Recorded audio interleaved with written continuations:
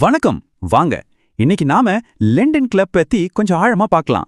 இது இந்தியால ரொம்ப வேகமா வளர்ந்து வர்ற ஒரு P2P லெண்டிங் ஆப். அவங்க என்ன மாதிரியான வாக்குறுதிகள்லாம் கொடுக்கறாங்க, ஆனா நிஜத்துல முதலீட்டாளர்கள் என்ன மாதிரியான அனுபவங்களை சந்திக்கிறாங்க, இதுல இருக்கிற நல்லது கெட்டது எல்லாத்தையும் வாங்க ஒன்னொன்னா அலசி ஆராயலாம். நம்ம எல்லாருக்குமே நம்ம காசை எப்படியாவது வளர்க்கணும், அதுல இருந்து ஒரு வருமானம் வரணும்னு ஒரு ஆசை இருக்கும் இல்லையா? ஒரு நல்ல முதலீட்டு வழியத்தான் நம்ம தேடிட்டு இருப்போம். பாருங்க, லண்டன் கிளப் மக்களை உள்ளே இழுக்க பயன்படுத்துற கேள்வியே இதுதான். முதல்ல இந்த P2P லெண்டிங்னா என்னன்னு ரொம்ப சிம்பிளா புரிஞ்சுக்கலாம். இது ஒரு நேரடி வியாபாரம் மாதிரி. அதாவது உங்ககிட்ட இருக்கிற பணத்தை பேங்க் மாதிரி எந்த ஒரு பெரிய நிறுவனமும் நடுவில் இல்லாம ஒரு ஆன்லைன் பிளாட்ஃபார்ம் மூலமா பணம் தேவைப்படுறவங்களுக்கு நீங்களே நேரடியா கடன் கொடுக்குறீங்க. அதுக்கு உங்களுக்கு வட்டி வருமானமா கிடைக்குது. அவ்வளவுதான் விஷயம்.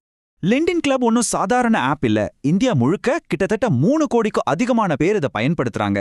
யோசிச்சு பாருங்க, இவ்ளோ பெரிய யூசர் பேஸ் எப்படி வந்துச்சு, அப்படி என்னதான் அவங்க சொல்றாங்கன்னு ஒரு ஆர்வம் வருது இல்ல?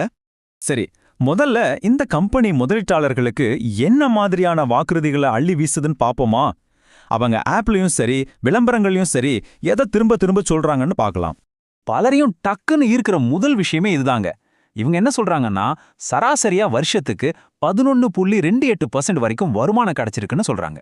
நம்ம பேங்க் எஃப்டி சேவிங்ஸ் அக்கௌண்ட் எல்லாம் வச்சு ஒப்பிட்டு பார்த்தா இது நிஜமாவே ரொம்ப அதிகம். இந்த ஹை ரிட்டர்ன்ஸ் தான் பலரையும் உள்ளே இழுக்குது. அட, வெறும் ரிட்டர்ன்ஸ் மட்டும் இல்லைங்க, இன்னும் நிறைய வசதிகள் சொல்றாங்க. உங்க முதலீட்ட ஒரே ஆளுக்கு கொடுக்காம பல பேருக்கு பிரிச்சு கொடுக்கலாமா, அதனால ரிஸ்க் குறையும்னு சொல்றாங்க. வெறும் 250 ரூபாயில இருந்து கூட நீங்க முதலீட்ட தொடங்கலாம். அதுவும் இல்லாம நாங்க ரிசர்வ் வங்கியால அங்கீகரிக்கப்பட்ட NBFC P2P நிறுவனம். ஒருவேளை கடன் திரும்ப வரலனா அதை வசூலிக்க எங்களுக்கே தனியா ஒரு டீம் இருக்குன்னு சொல்லி ஒரு நம்பிக்கையும் கொடுக்கறாங்க. சரி, இதுல சேர்றது கஷ்டமா இருக்குமோன்னு பார்த்தா அதையும் ரொம்ப சிம்பிளாக்கிட்டாங்க.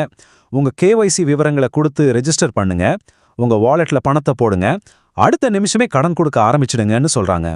இந்த எளிமையான செயல்முறை தான் புதுசா வர்றவங்களை ரொம்பவே கவருது.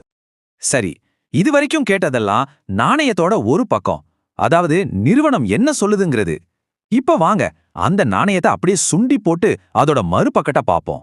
இந்த ஆப்பை உண்மையிலே பயன்படுத்தின முதலீட்டாளர்கள் என்ன சொல்றாங்க, அவங்களோட அனுபவம் நிஜத்துல எப்படி இருக்கு? முதல்ல நிதின் பரத்வாஜ் என்ன சொல்றாருன்னு கேளுங்களேன். இது ஒரு நேரடி வார்னிங் மாதிரி இருக்கு. நீங்க ஒரு பெரிய தொகையை கடன் கொடுத்து அவங்க பணத்தை திருப்பி கொடுக்கலன்னா உங்க கஷ்டப்பட்டு சம்பாதிச்ச பணம் அவ்வளோதான்னு சொல்றாரு. அது திரும்ப வரும்னு எந்த கேரண்டியும் இல்ல. பணத்தை இழக்க துணிஞ்சா மட்டும் இதுல முதலீடு பண்ணுங்கன்னு சொல்றாரு. இதுதான் முதலீட்டாளர்கள் சந்திக்கிற முதல் மற்றும் முக்கியமான யதார்த்தம். அடுத்து மொண்டு யாதவ் அவரோட அனுபவத்தை சொல்றாரு. கிட்டத்தட்ட 10% பேர் கடனை திருப்பியே கட்டலன்னு குறிப்பிடுறாரு. இதனால அவர் எதிர்பார்த்த லாபம்லாம் ஒன்றும் வரல, ஆனா அட்லீஸ்ட் போட்ட காசாவது திரும்ப வந்துச்சேன்னு சந்தோஷப்பட வேண்டிய நிலைமைன்னு சொல்றாரு. பாருங்க, கம்பெனி சொல்ற வாக்குறுதிக்கும் இங்க இருக்கிற யதார்த்தத்துக்கும் எவ்வளவு பெரிய வித்தியாசம் இருக்குன்னு. இது கொஞ்சம் சீரியஸான குற்றச்சாட்டு. கேபிங்கிற ஒரு யூசர் இதுல மறைமுக கட்டணங்கள் இருக்குன்னு சொல்றாரு. அதாவது நமக்கு வர்ற வட்டியிலிருந்து இல்லாம நாம முதலீடு பண்ற அசல் தொகையிலிருந்தே 9% வரை கட்டணம் எடுத்துக்கிறாங்களாம். அது மட்டும் இல்லாம ரொம்ப நாள் கழிச்சு வசூலாகிற பணத்தை வசூல் கட்டணம்னு சொல்லி மொத்தமா ஆப்பே எடுத்துக்குதுன்னு ஒரு பகிர் தகவலை சொல்றாரு. இது உண்மையா இருந்தா முதலீட்டாளருக்கு லாபங்கிறது வெறும் கனவுதான். சரி, யூசர்ஸ் இப்படியெல்லாம் சொல்றாங்களே, இதுக்கு கம்பெனி சைட்ல இருந்து என்ன பதில் வருது? இப்ப வாங்க இந்த 2 தரப்பு வாதங்களையும் நேருக்கு நேரா வச்சு பார்க்கலாம். அதாவது யூசர்ஸ் ஒரு பக்கம் ஐயோ என் பணம் போச்சேன்னு சொல்லும்போது கம்பெனி என்ன சொல்லுதுன்னா, பாருங்க எந்த முதலீட்டுக்கும் கேரண்டி கிடையாது, அதனாலதான் பணத்தை பிரிச்சு முதலீடு பண்ணுங்கன்னு சொல்றோம்னு பதில் சொல்லுது. நீங்க வெளிப்படையா இல்லைன்னு சொன்னா முதலீட்டுல இருக்கிற எல்லா ரிஸ்கையும் பத்தி முதலே சொல்லிட்டோன்னு சொல்றாங்க. மறைக்கப்பட்ட கட்டணங்கள் பத்தி கேட்டா எல்லா கட்டண விவரங்களும் ஆப்ல விளக்கமா இருக்குன்னு பதில் வருது. சரி, இப்போ 2 பக்கத்தையும் பார்த்தாச்சு. கம்பெனி சொல்றதையும் கேட்டோம், யூசர்ஸ் சொல்றதையும் கேட்டோம். இதுல இருந்து ஒரு முதலீட்டாளரா நாம என்ன புரிஞ்சுக்கணும்? இதுல இருந்து நாம கத்துக்க வேண்டிய முக்கியமான பாடம் என்ன? இது பாருங்க, நாமளோ இல்ல வேற யாரோ சொல்றதில்ல. லண்டன் கிளப் அவங்களோட அஃபிஷியல் நோட்ல சொல்ற விஷயமே இதுதான். கடன் தொகை திரும்ப வசூலாகும் என்பதற்கு நாங்க எந்த உத்தரவாதமும் கொடுக்க மாட்டோம்னு அவங்களே ரொம்ப தெளிவா சொல்லிட்டாங்க. இதுதான் இந்த முழு பகுப்பாய்வோட மையப்புள்ளி, நாம புரிஞ்சுக்க வேண்டிய முக்கியமான விஷயம். ரொம்ப சுருக்கமா சொல்லணும்னா இது ஒரு ரிஸ்க் வர்சஸ் ரிவார்ட் விளையாட்டு தான். ஒரு பக்கம் அதிக வருமானம், எளிமையான முதலீட்டு முறைன்னு ஒரு கவர்ச்சிகரமான வாக்குறுதி இருக்கு. இன்னொரு பக்கம் அசல் பணத்தையே இழக்கக்கூடிய ஆபத்து, கட்டண சிக்கல்கள், ஏமாற்றங்கள்ங்கிற கசப்பான யாதார்த்தியம் இருக்கு.